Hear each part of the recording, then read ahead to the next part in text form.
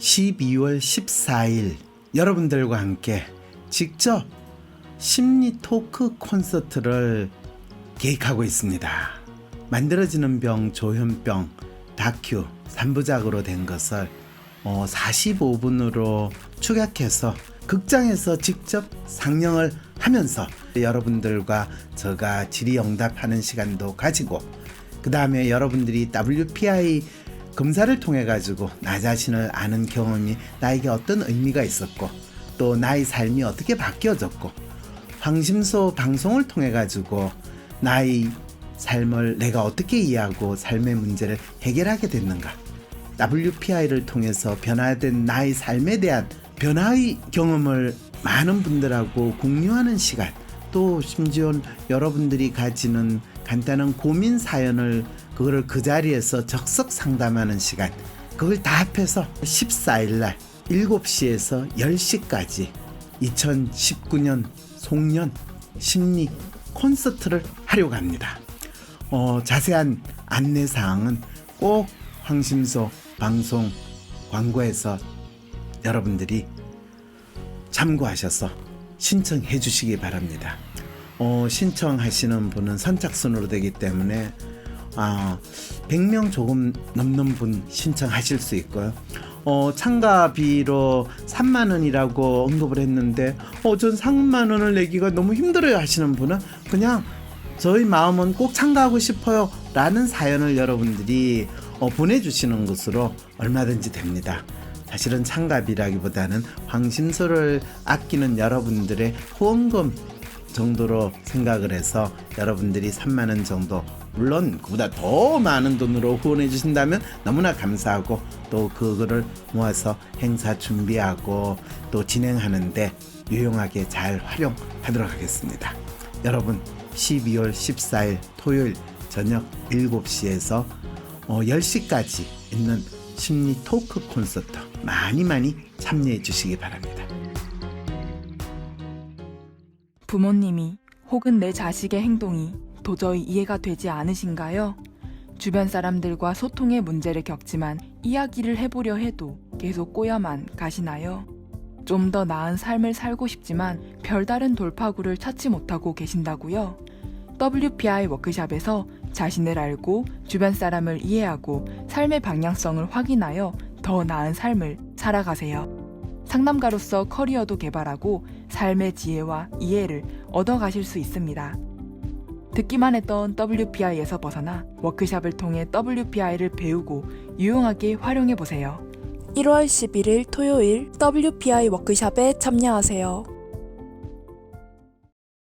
안녕하세요. 황상민의 심리상담소 황상민TV 시작하겠습니다. 네, 여러분, 황상민TV는 생방송으로 매주 일요일 저녁 7시에서 9시 사이에 진행이 됩니다. 그리고 시사 이슈에 대한 대중의 심리 분석, 시사와 관련된 분들의 특정한 심리를 분석할 뿐만 아니라 여러분들이 보내주신 다양한 개인 사연, 그리고 내가 어떻게 살아가야 될까요? 이 문제를 어떻게 해결할 수 있을까요? 이런 사연들을 다루고 있습니다.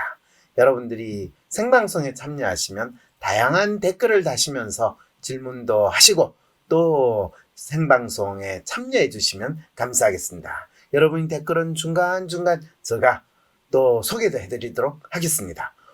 댓글 다시는 분 중에서 황은서님 25,000원 쏴주셨어요. 감사합니다. 이런 또 일이 벌어졌을 때 우리 댓글 읽어주시는 분, 또 옆에서 사연 읽어주시는 분 이름도 불러주는 그런 행운도 있으실 겁니다. 자, 그러면 오늘은 지난주에 계속 연결돼서 검찰 개혁, 이 속에서 특히 검사의 심리에 대해서 여러분들하고 계속 이야기를 나누고 있습니다.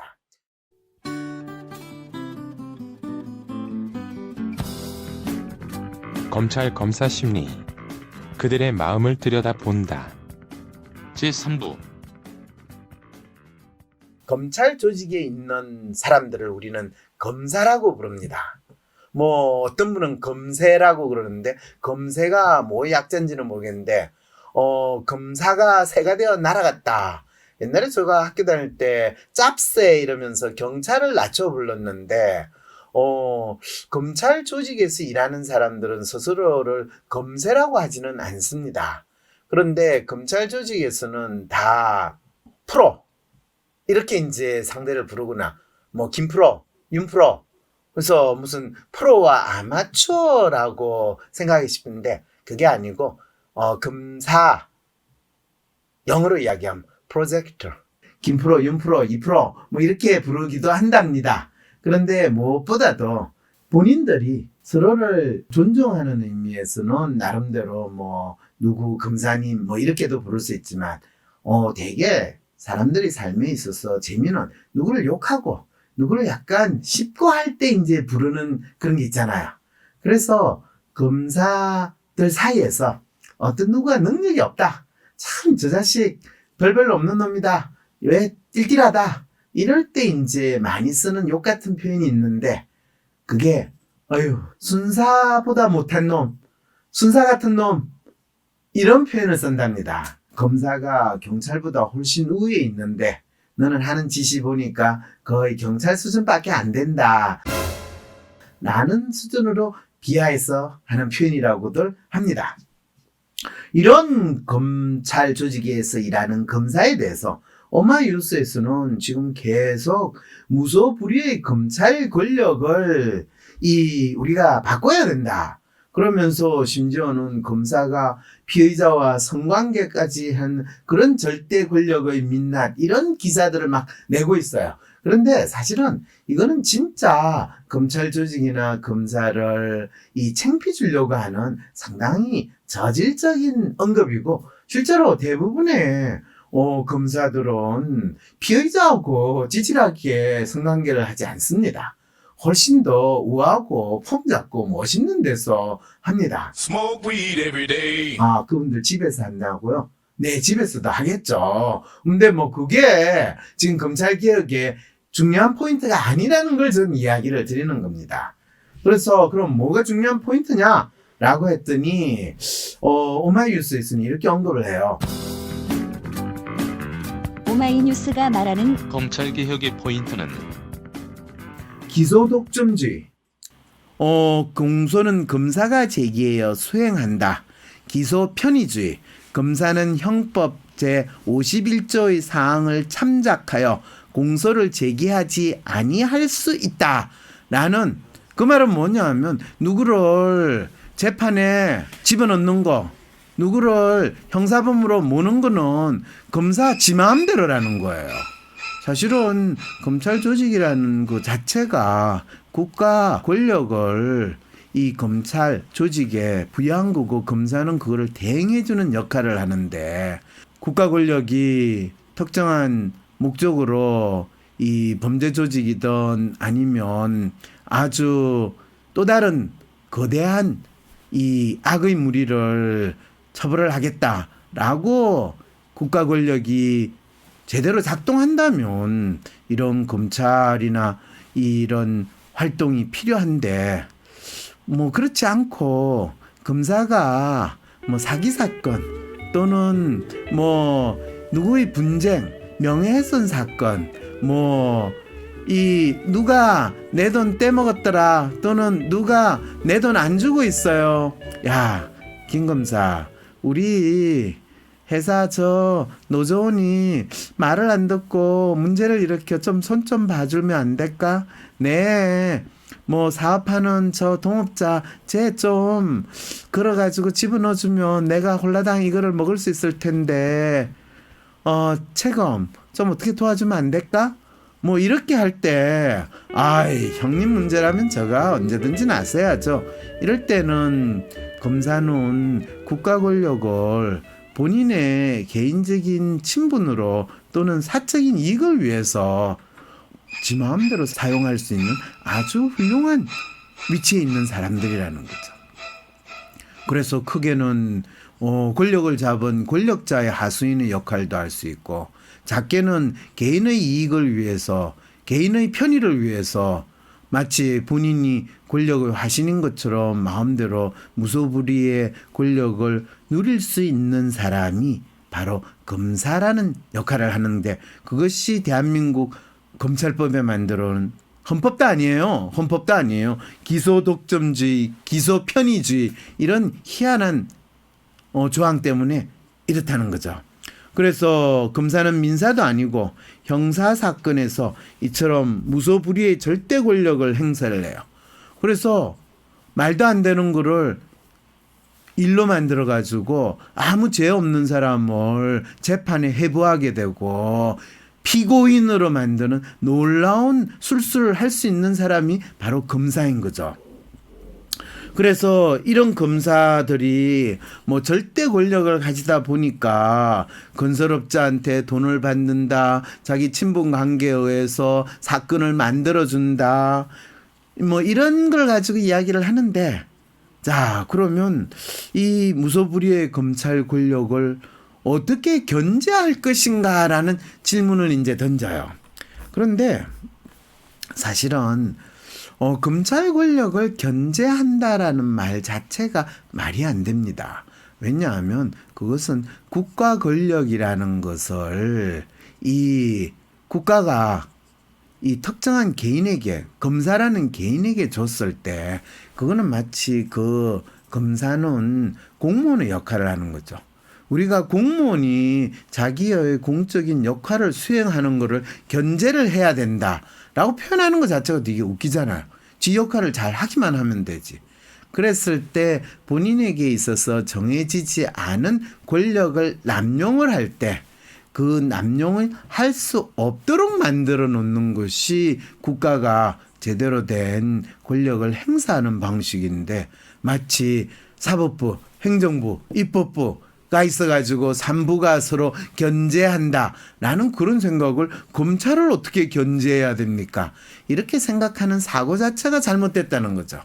그렇다면 검찰은 그냥 공무원 조직의 하나인데, 그 검찰이라는 공무원 조직 속에서 일하는 검사들이 자신의 역할이 무엇이고 거기에 맞는 일을 어떻게 수행할 것인가 라는 질문을 던지는 게 맞는 거고, 거기에 따라서 뭐 그 조직을 리드하는 검찰총장이 그 조직의 역할을 잘 수행할 수 있는 리더십을 어떻게 발휘해야 합니까? 또는 그 검찰총장 밑에 있는 간부 조직원, 대개는 이제 검찰 조직에서 간부 조직원 하면 부장검사를 이야기를 해요.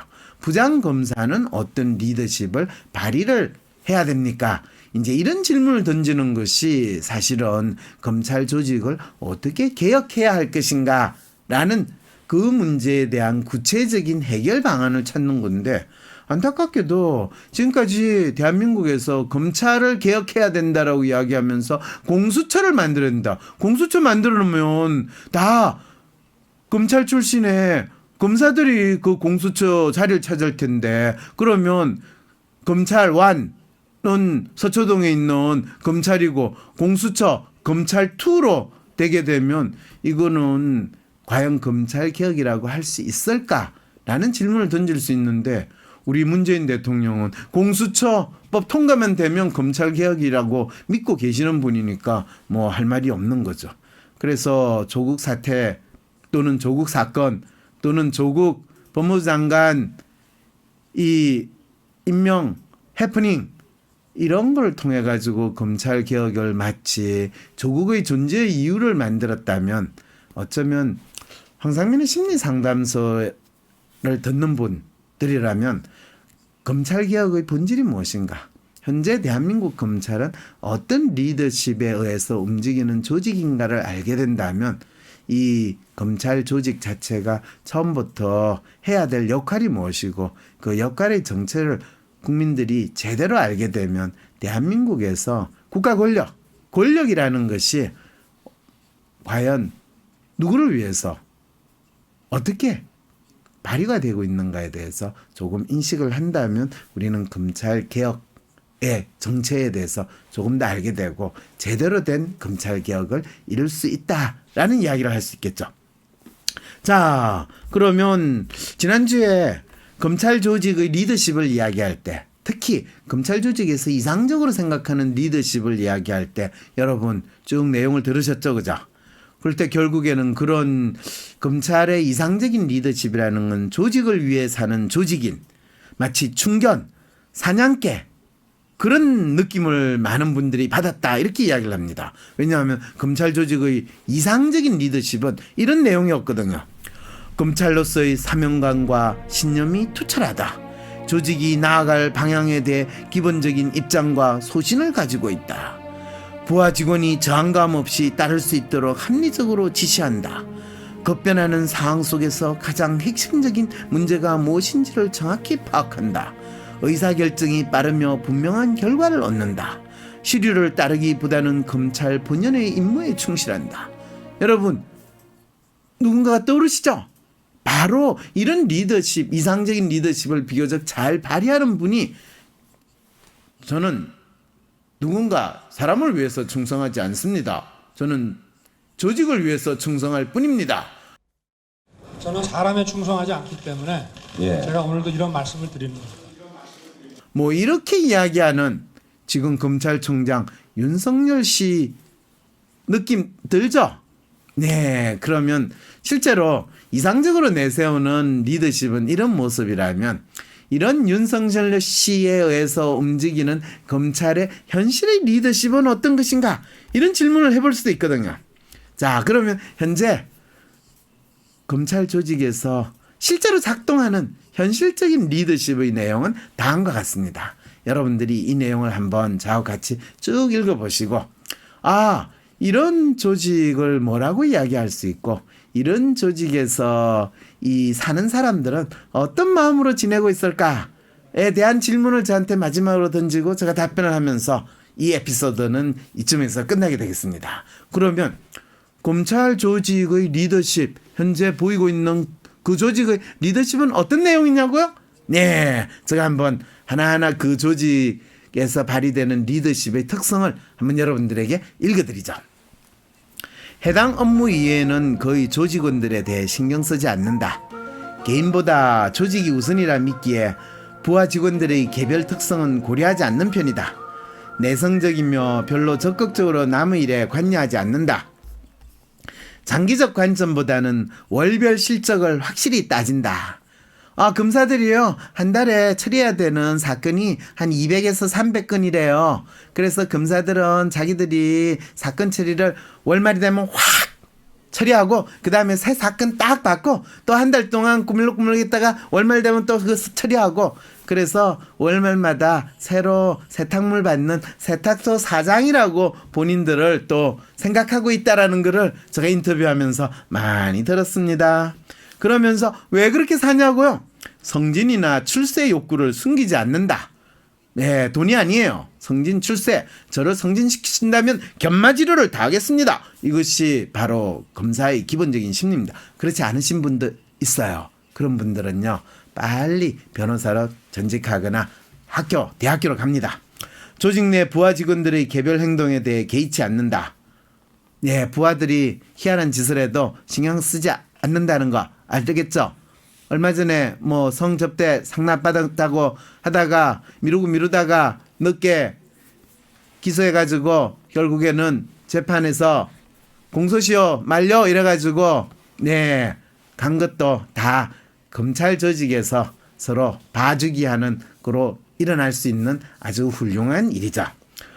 부하를 키워주기보다는 스스로 커야 한다는 입장이다. 윗사람이 자신을 어떻게 평가하는지에 민감하다. 일하는 방식에서 개인의 성취욕이나 경쟁의식 등을 중시한다. 아무리 화가 나도 감정을 조절할 줄 안다. 자, 여러분, 이런 특성을 가지신 분들이 바로 검찰 조직에 아주 많이 있는 바로 검사뿐만 아니라 고위 간부들이 보이는 리더십 스타일이다 라고 한다면 여러분들은 검찰 조직에서 현재 작동하고 있는 이 리더십의 특성, 그리고 그 리더십에 의해서 움직이는 그분들은 어떤 마음으로 살고 있는지 아시겠죠? 사실은 이런 특성은 이 대기업의 회사원들도 이런 특성으로 살아요. 자기 해당 업무에는 거의 다른 사람들한테 신경 안 쓰고요. 개인보다 조직이 우선이라 믿기에 부하 직원들의 개별 특성은 고려하지 않고 내가 임원되고 내가 승진하는 게 무엇보다 중요하고, 그래서 어떻게 보면 이 70년대 80년대 성공과 출세를 위해서 나의 영혼을 팔고 나는 무조건 앞으로 들어가는 이런 마음을 가지고 살았던 우리 아버지 세대의 그 멘탈리티를 너무나 잘 구현하고 있고 지금도 가지고 있는 분들이 검찰 조직에서 일하고 있는 검사분들인데, 지금 요즘에는 신세대 검사라고 해서 이 새로운 분들 많이 오고, 검사가 일하기 너무 힘들어가지고, 또는 위에 부장검사한테 네가 그 머리로 가지고 어떻게 너가 이 사법시험 됐냐? 너 로스쿨 출신이지? 이런 소리 들어가지고 가슴이 너무 아파가 자살까지 하는 이런 시대에서는 이런 분들이 리더십을 발휘할 때 쪼개 많이 힘들다라는 이야기들이 검찰 조직에서 지금 많이 나오고 있습니다. 자, 그러면 이런 검찰 조직에서 가장 중요한 리더십을 발휘하는 일반적인 리더십이 아니라 부장검사라는 사람들, 특히 현재 대한민국 검찰 조직에서 부장검사들은 구체적으로 본인들이 어떤 행동 방식을 통해 가지고 본인의 리더십을 발휘하고 있는가, 그리고 그 사람들이 이상적으로 믿고 있는 본인의 성공과 출세의 조건 또는 본인의 이 생존 비법이 무엇인가는 다음 주에 또 여러분과 이야기를 나누도록 하겠습니다. 검찰 검사 심리. 그들의 마음을 들여다본다. 다음 방송을 기대해 주세요.